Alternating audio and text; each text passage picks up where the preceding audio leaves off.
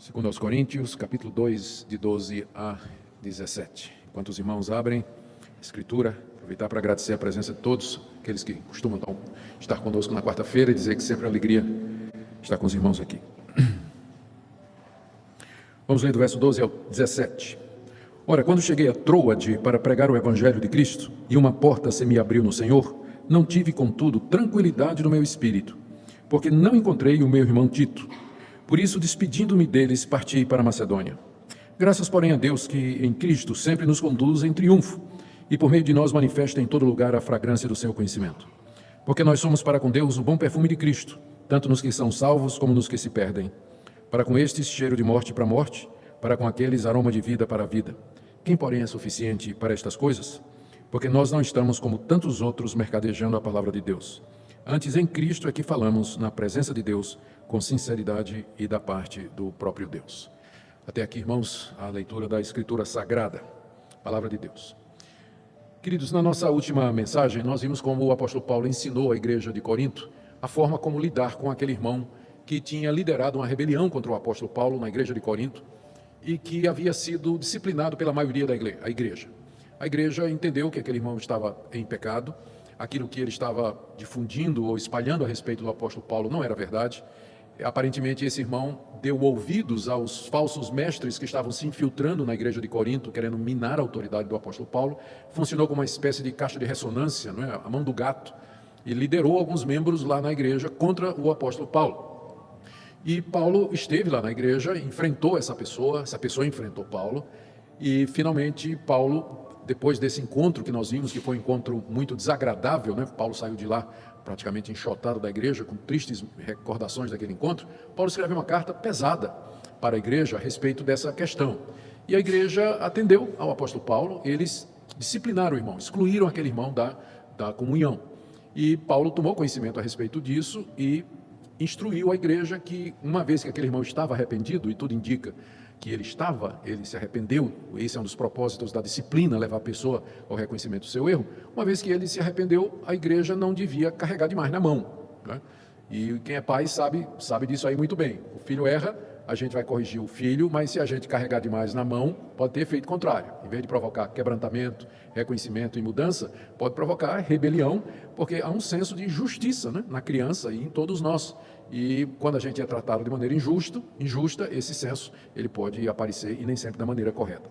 Paulo sabia disso, por isso ele recomenda à igreja que, já que aquele irmão mostrou arrependimento, que a igreja o perdoasse, que a igreja o recebesse, o acolhesse como membro, outra vez, como irmão querido, para que não se desse uma porta, para que não se desse uma oportunidade para que Satanás tivesse vantagem sobre a igreja. Paulo termina essa parte que nós vimos na última vez, dizendo no verso 11, para que Satanás não alcance vantagem sobre nós, pois nós não ignoramos os seus desígnios, né? O desígnio do diabo, ou a intenção de Satanás, é destruir a igreja. E casos que não são bem resolvidos, como esse, se não fosse bem resolvido, daria ao diabo uma oportunidade para causar uma confusão muito grande na igreja. Por isso que Paulo está preocupado que o assunto seja resolvido corretamente. O irmão se arrependeu, então ele tem que ser perdoado, tem que ser trazido de volta para o convívio da igreja tem que abraçá-lo e restaurar a comunhão da igreja. Bom, mas permanecia aquelas questões que nós estamos tratando desde o início da carta. Ainda permanecia na igreja os falsos mestres. De alguma forma, a igreja de Corinto estava dando abrigo àquelas pessoas. E esses pregadores, eles traziam acusações contra o apóstolo Paulo. E não eram acusações leves. Então, a partir daqui do capítulo 2, verso 12, Paulo trata do assunto diretamente. Ele vai responder a essas acusações, a essas insinuações que eram feitas por esses pregadores judeus e que tinham como objetivo derreter a autoridade de Paulo na igreja para que eles pudessem assumir o controle. Paulo começa, a primeira acusação que Paulo vai tratar aqui é de que ele era um fracassado, ele era um pregador fracassado, ele era um missionário fracassado, um pastor e um apóstolo mais fracassado ainda. Ele era um apóstolo meia boca, ele não podia ser da parte de Deus, porque onde ele passava, Ele era rejeitado, apedrejado, era expulso da cidade. Algumas vezes, antes de ser expulso, ele era preso, era chicoteado. O livro de Atos conta numerosos casos desse, em que Paulo passou por todo tipo de sofrimento e provação na mão do seu próprio povo. E a questão é, como é que alguém que é da parte de Deus, alguém que foi enviado por Deus, um apóstolo de Jesus Cristo, um ministro do Evangelho, como é que ele, então, ele pode ser tão rejeitado, né? Pode sofrer tanta oposição, se a mensagem dele era recebida e crida nem pelo próprio povo de Deus, que eram os judeus, porque que nem os judeus acreditavam em Paulo. Então, na verdade, ele era um fracasso completo, né? A prova era a rejeição que ele sofria na cidade ou nas cidades onde ele pregava o evangelho. Bom, então essa era uma das coisas que esses pregadores estavam dizendo lá na igreja de Corinto, igreja que tinha sido fundada pelo próprio apóstolo Paulo. Eles vieram depois, de alguma forma a igreja de Corinto resolveu abrigar essas pessoas, dar oportunidade para elas falarem, e aí elas estavam disseminando esse tipo de coisa contra o apóstolo Paulo. E o pior é que naquele momento em que essas notícias estavam chegando ao apóstolo Paulo, ele estava realmente passando por um momento difícil no seu ministério, que é o que diz os versos 12 e 13, que são os versos iniciais do que lemos. Ele diz aqui no verso 12 que ele tinha ido para a região de Troade, e lá, ele foi lá para pregar o evangelho de Cristo, era essa a prática dele. Troade ficava mais ao norte de Corinto, mais para dentro da região da Caia, e Paulo tinha ido lá pregar o evangelho, que era essa a chamada dele. Deus o havia constituído apóstolo dos gentios. Então ele foi lá naquela cidade pregar o evangelho. E ele disse que quando chegou lá, estou no verso 12, uma porta se me abriu no Senhor.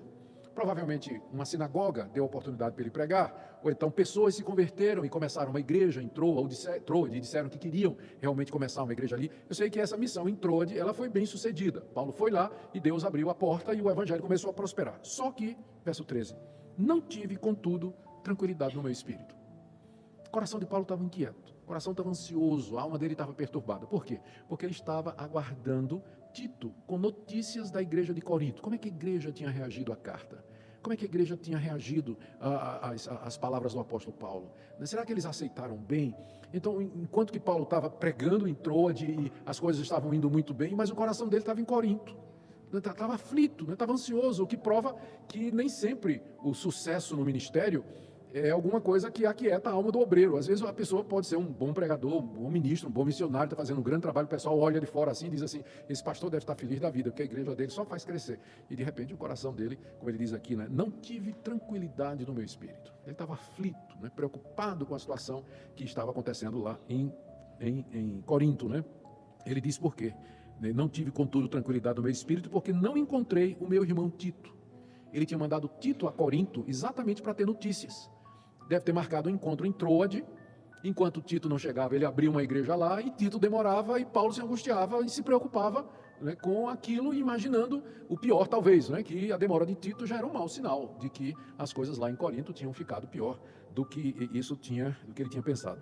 Aí ele diz no final do verso 13, por isso, despedindo-me deles, desses novos convertidos em Troade, que gozaram da presença do apóstolo Paulo talvez por uns poucos meses, umas poucas semanas, Paulo se despede deles e diz, olha, eu não consigo ficar aqui, meu coração está inquieto, eu tenho que resolver esse assunto, eu vou para Macedônia. Macedônia era aquela província onde você tinha a cidade de Corinto. Eu vou procurar, vou atrás para saber notícia. Então veja só, ele já era acusado de ser um pastor fracassado, por conta das perseguições, por conta da rejeição que ele sofria onde ele passava. Ele mesmo agora está numa situação em que a coisa vai bem, mas não vai. A porta se abriu, mas ele não entrou pela porta. Formou uma igreja, mas ele não ficou para discipular. O coração dele está inquieto. Tito não traz notícias. Então, realmente, quando você põe o quadro completo assim, dizer, realmente, esse Paulo era um fracassado mesmo. O ministério dele era uma derrota atrás da outra. Ele não consegue fazer nada direito. Não consegue fazer nada direito. É a partir daí, do verso 14, que Paulo começa então a falar do seu ministério. Ele estava consciente dessas questões e ele sabia que as coisas que estavam acontecendo poderiam ser interpretadas dessa maneira. A rejeição da palavra dele, as pessoas, o trabalho que parecia não ir adiante, ele pregava, o pessoal não se convertia e todas estas outras coisas que nós mencionamos aqui. E a partir daqui, do verso 14, nós vamos até capítulo 5.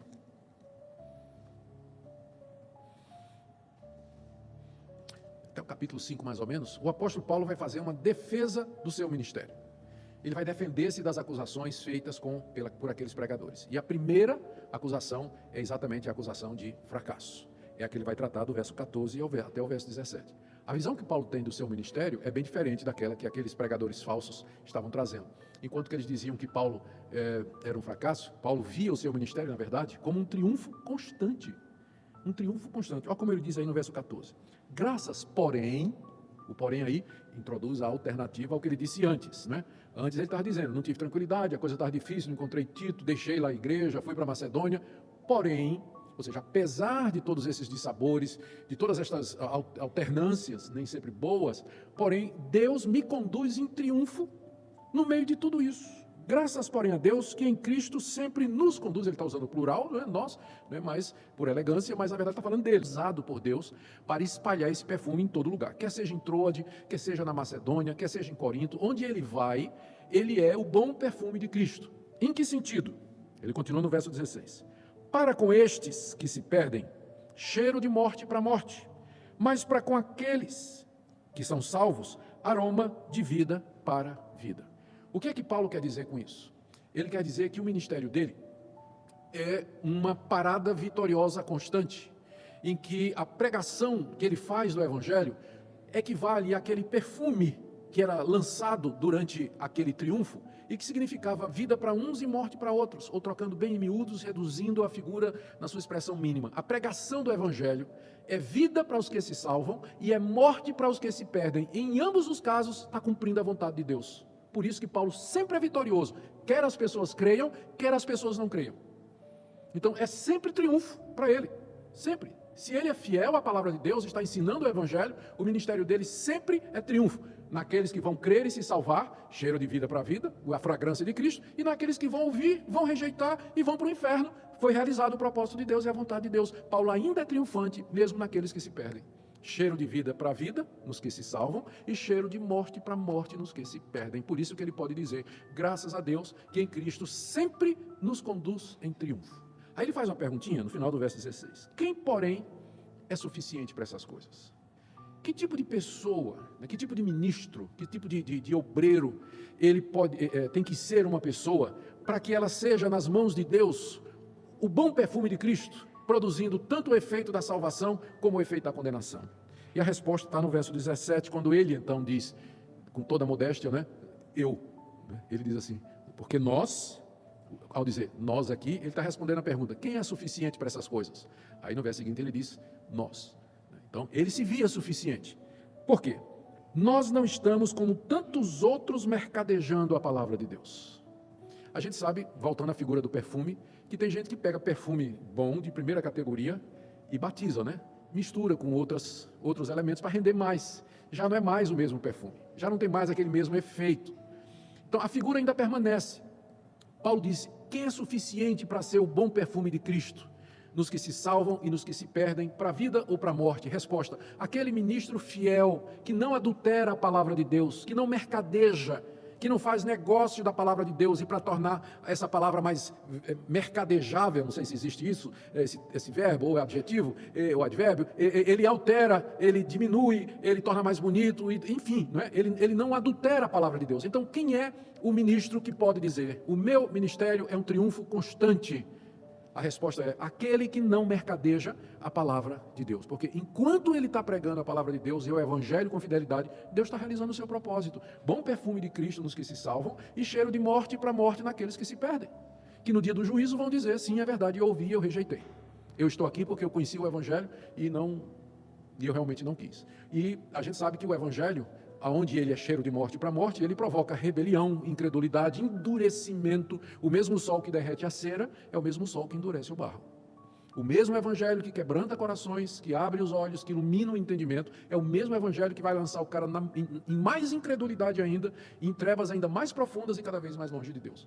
O ministro de Deus que é fiel, não mercadeja, Paulo diz aqui, não estamos como tantos outros. Aqui é uma ironia, ele está se referindo aos mestres que estavam lá em Corinto, né? Estavam lá com outro evangelho, disse, eu não sou como esse pessoal que está aí, que mercadeja a palavra de Deus. Antes, aí ele diz 4 coisas a respeito do ministério dele, que faz com que ele seja essa pessoa suficiente. Antes ele diz, eu falo em Cristo, estou no verso final do verso 17, na presença de Deus, com sinceridade e da parte do próprio Deus. Paulo tem consciência de que ele está, é uma expressão em latim, que vem da Reforma também, na verdade é uma expressão que vem do Calvino, né? Coram Deo, na presença de Deus, né? Exatamente dessa passagem aqui. Paulo diz, é um ministro coram Deo, em latim, na presença de Deus. Deus é minha testemunha. Eu sei que Ele ouve tudo que eu estou dizendo, tudo que eu estou pregando. Então eu falo em Cristo, na presença de Deus, com sinceridade e da parte do próprio Deus. Isso tudo equivale a dizer: eu sou apenas um pregador do Evangelho. Eu sou um ensinador da palavra de Deus, nem mais nem menos. Se eu puser demais ou tirar alguma coisa, eu estou mercadejando a palavra de Deus, estou adulterando a palavra de Deus. Para que eu seja um bom perfume, o perfume não pode ser alterado ou adulterado, ele não pode ser batizado, ele não pode ser acrescentado ou mexido. E aí sim, quando o pastor, o ministro, a pessoa, você crente que é fiel, ensina a palavra, diz a palavra como ela é, você é o bom perfume de Cristo. Quer a pessoa acredite, quer ela não acredite, quer ela se converta, quer ela não se converta, enfim, o que Deus pede de nós é que nós sejamos autênticos, fiéis e genuínos e verdadeiros, porque os resultados estão na mão dele. É Deus que vai usar a palavra como Ele quer, de acordo com sua sabedoria e o seu conhecimento. Então, aplicações que a gente pode fazer dessa primeira defesa de Paulo, não é? Primeiro vamos fazer a aplicação mais direta, que é isso que Deus requer dos pregadores e dos pastores, que eles sejam fiéis, que eles não ensinem outra coisa, mas que eles ensinem a palavra de Deus sem mercadejar, sem adulterar, para que ela seja aquele bom perfume do conhecimento de Cristo, para que cumpra o propósito de Deus. Segundo, aqueles que são fiéis em fazer isso, em ensinar a palavra de Deus sem adulterar o conhecimento de Cristo, eles sempre serão o bom perfume de Cristo, nos que se perdem e nos que se salvam. E aqui traz uma lição preciosa para nós. Fica difícil, aqui precisa ter cuidado. Via de regra, Deus vai abençoar o pregador fiel através de conversões e pessoas que querem ouvir a palavra de Deus. Mas às vezes é possível você encontrar um pregador que é fiel, mas ele está labutando em circunstâncias e situações em que ele não vê resultados. Ele não vê. Nós poderíamos contar da história da igreja, podíamos contar da história das missões, casos e casos. Nós ouvimos o Ronaldo Lidório, quando esteve aqui recentemente, falar a respeito daquele missionário que passou, o Henry Martin, que passou não sei quanto tempo lá, não me lembro agora se foi em Índia, China, pregando nada, anos e anos, ninguém se convertia, E se a gente for medir o sucesso de um pregador pela quantidade de seguidores que ele tem, a gente pode cair numa armadilha. Eu sei que números não dizem tudo, eu sei que eles dizem alguma coisa, mas o critério que Deus coloca para o sucesso nunca é numérico, mas sempre é o critério da fidelidade. É isso que vai ser exigido de nós no dia de juízo. Você foi fiel à palavra de Deus, você ensinou a palavra de Deus com fidelidade. Senhor, eu fiz isso, mas quase ninguém me escutou. Isso não é da sua conta, meu filho. Isso não é da sua conta. Eu quero saber se você foi fiel e fez aquilo que eu disse que você devia fazer. Então, é isso que a passagem nos traz nessa noite.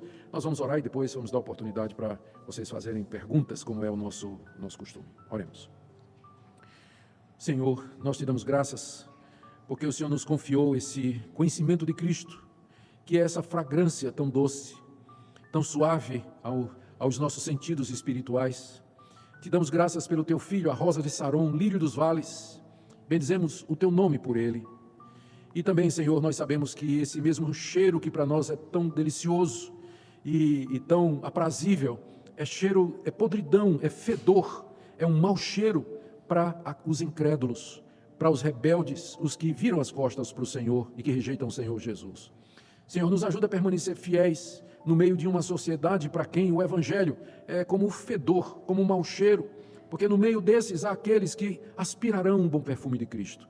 Faz-nos instrumentos teus para levar o conhecimento de Jesus ao teu povo aqui nesse país e fora dele. Abençoa aqueles que estão aqui nessa noite e dá-lhes sempre a tua graça de permanecerem fiéis a ti. Consola os nossos corações, em nome de Jesus.